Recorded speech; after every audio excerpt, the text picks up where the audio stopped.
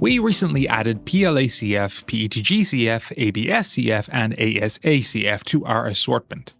And these are great, but there are some misconceptions about carbon fiber filament. Spoiler, you might be disappointed. Firstly, carbon fiber filament is strong. I can see that got your attention. So here's the thing. Yes and no. Generally, carbon fiber adds stiffness, rigidity. It makes it harder to bend. It doesn't add a huge amount to other values. Sometimes it takes it away. Like take PETG for instance. PETG has a bit of flex and has better elasticity than other materials, meaning it will spring back after being pulled a certain amount and return to its original position. And for some applications that's great, you want that, but sometimes you don't want that at all. So, add carbon fiber. PLA. You mind?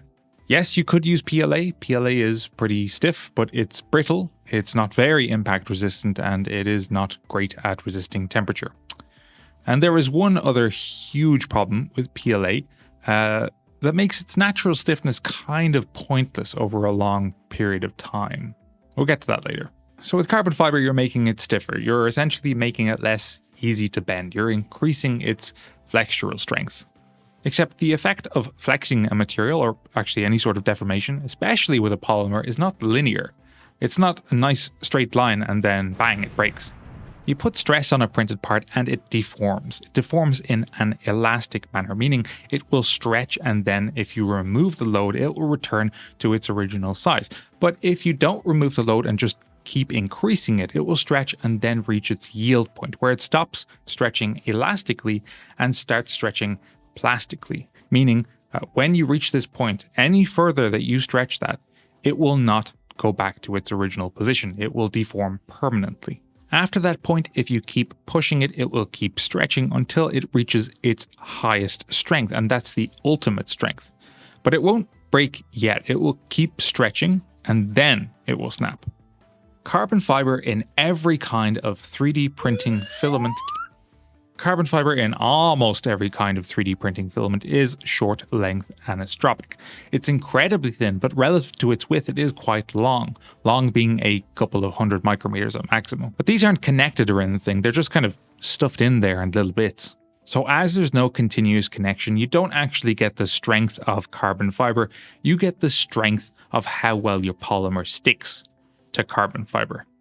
And so tensile strength is generally not improved, impact resistance is not improved, layer adhesion is not improved, and generally speaking, they're all worse.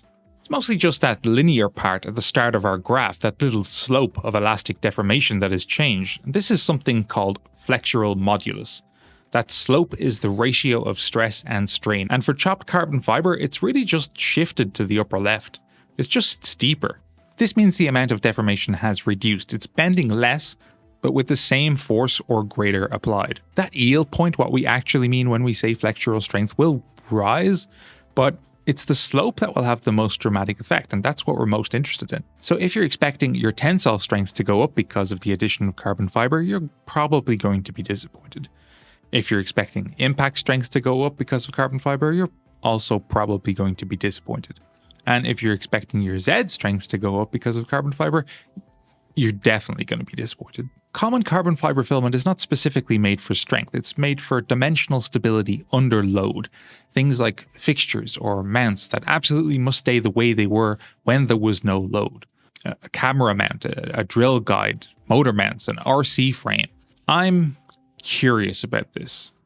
I'm curious to see how well our carbon fiber filament will perform under real-world conditions for rigidity. Let's find out. So here we have each of our new carbon fiber filaments printed as a little hook, and next to them, their uncarboned counterpart. I've hung some newly opened spools from them, and as you can see, that gap on one side has now become larger with that load. This was originally a very arbitrary 6.567 millimeters. And after adding the weight, our normal Eco-PLA hook's gap has now increased to 12.04 millimeters, but our carbon fiber version is only 11.1 millimeters. That's not actually a huge difference. So does PLA-CF actually resist bending? Well, yeah, it does, just not that much. What is more interesting, however, is if I leave the samples for 3 weeks and then measure it. There is a much more obvious difference here. The hooks have stretched out quite a bit, and the CF variant has resisted this stretching to some extent. This is something called mechanical creep, and if I remove the 1.2 kilo load and leave it for a day, the PLA has actually returned to its original position to a degree, but not entirely. It has deformed beyond its elastic limit, and the deformation is now permanent. In fact, the deformation difference between the filaments is much tighter now. In the case of PLA, the CF variant doesn't help that much after a load is removed. It is only that useful with an active load. But that's PLA, let's take a look at all the filaments. So here we have the deformation of all the hooks immediately after a load was placed. Out of all of the vanilla filaments, PLA is the most rigid. I guess that is no surprise, and of course all CF filaments have withstood deformation better compared to their vanilla counterparts. Watch what happens after 3 weeks of load. Let's take a look at each individual filament. First up is PETG. I actually thought this would be a lot higher, but it's not. There is definitely improvement, but it's not massive. I guess PETG-CF is sort of like PLA-CF. There is definitely an increase in rigidity, but, well, you'd use this for the same reason you would normal PETG over normal PLA. It's tougher and it's more heat resistant, and it looks nice, I suppose, if you're into that. What about ABS? Okay, now we're seeing something. There is a considerable difference in resistance to bending here.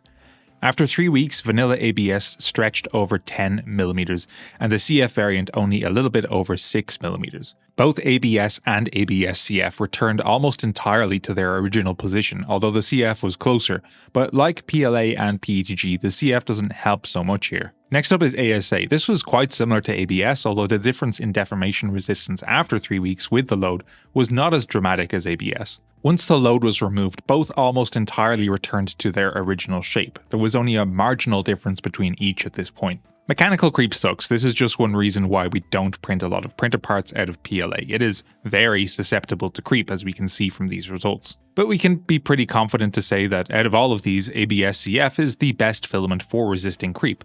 But it was also interesting to see that the most dramatic difference for all filaments was when there is still an active load. CF seems to help the most here. And that's it essentially. That's why you might need this kind of filament. However, there is something that plopped into my mind when we got these filaments.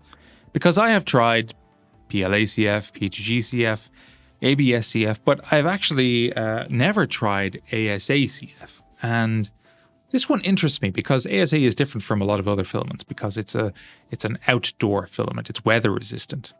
And how weather resistant is ASA when it has been impregnated with carbon fiber? I wonder. ASA is UV resistant, but there's way more to a weather resistance than just UV resistance. The weather is not just UV radiation. ASA absorbs less water than other filament. It is less hygroscopic than other filament. Water can get inside printed parts, and then in cold weather, that water will freeze and expand and create voids and weaken the part. But you don't need cold weather to do this. Water will evaporate in mild conditions, and that evaporation process can cause expansion and contraction of whatever it is trapped inside. Minuscule in scale, but over time, disastrous. It can also lead to increased hydrolysis, literally breaking the polymer bonds.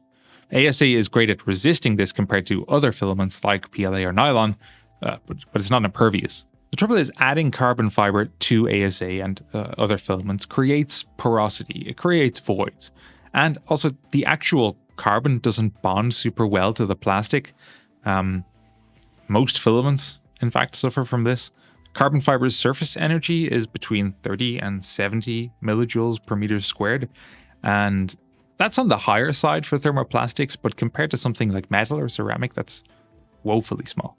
Surface energy is essentially how well a material can be wetted by something else, in this case, a molten plastic. So to see if ASA carbon fiber holds up to regular ASA in terms of this aspect of weather resistance, I printed some samples. I froze them in water down to around minus 16 degrees, thawed them out, heated them at 80 degrees, which is a little bit under their HTT, and then repeated the process over and over and over and over again. Literally for weeks.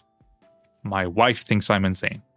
And now we get to test them, and we're testing the ASA-CF against itself, but also comparing it to normal ASA, which was right along with the CF variant in the jar of water. So this is what we get for the unabused ASA and ASA-CF, and yeah, there's that weird data point at around 35 kilograms of force. Don't know what happened there at all, sorry guys. But if we ignore that, we can see that there is a pretty obvious difference in tensile strength between vanilla ASA and ASA-CF, to be expected. Let's now look at the abused samples. So there is a small drop for each. Weathered ASA does seem to be a bit weaker than non-weathered ASA, and the same can be said about the CF variant. Unfortunately, I'm not very happy with this range because of two things. One, the drop could just be apparent due to error. There is, as you can see, a range between each sample in their columns. Not much, but there is. And two, if it is error, the conditions I exposed it to might just not be severe enough, even if it was harsh and for a month. ASA just might be that resilient. From what I can see, this just needs more thorough and accurate and longer term testing. But if it is resilient enough to survive at 80 degrees for hours, then plunged into sub-zero temperatures in water with ice growing around it, then repeated for weeks, I think it's going to hold up just fine in mild weather conditions at the very least. There are a couple of exceptions to the carbon fiber doesn't add strength mantra, specifically when it comes to tensile strength, but to some other forms too. And the most well known of these is nylon. You probably knew this about nylon. It bonds incredibly well to carbon fiber, so much so that tensile strength is actually increased substantially. So I'm going to say something that you probably already knew, but if you want to get the strongest carbon fiber filament, get a nylon. Polycarbonate also bonds well to carbon fiber, as does PEI and PPS. The trouble is, these are often quite expensive and in a lot of cases, just overkill. So bottom line, PLA-CF, it looks nice. There's better bridging. It apparently does resist creep a little better than regular PLA. PETG-CF, not the best for creep. There is very little difference in our results actually. It's like PLA, but of course, it has better temperature resistance and it's a bit tougher as well. But ABS and ASA, on the other hand, are far more interesting. So out of all of those, ABS-CF was the best to use in order to resist creep. I guess that is not so much of a surprise. And ASA-CF, yeah, it's a rigid filament that is suitable for outdoor applications. But despite all of this talk about strength and rigidity and different filaments and different materials, I have to say this. The best thing that you can do if you want to have a strong and rigid part specifically is have a good geometrical design for your application in the first place. Materials come second. Later, guys.